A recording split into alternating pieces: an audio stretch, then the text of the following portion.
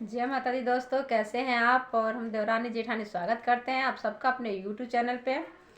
और आज हम दोनों बहुत ही प्यारा चुटकुला नाच गीत लेकर के आए। अगर आप सबको पसंद आता तो प्लीज़ लाइक और सब्सक्राइब जरूर कीजिए और कमेंट करके ज़रूर बताइए कि चुटकुला नाच गीत कैसा लगा।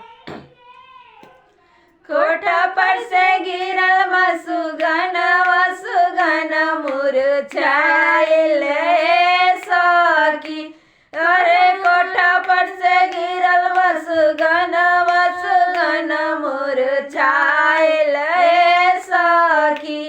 अपने मरही थी तो दौड़ के उठाई थी, पियावा के अमन हृदय दर्द नहीं जाने सखी।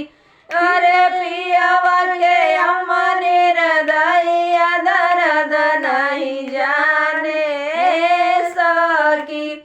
कोठा पर से गिरल वसुगन वसुगन मुरझाइल सखी।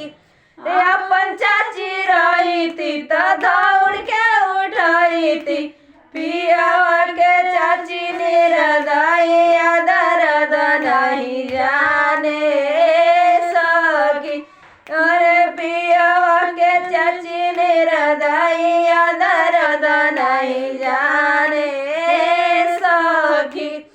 कोठा पर से गिरल वसुगन वसुगन मुरझाइल सखी।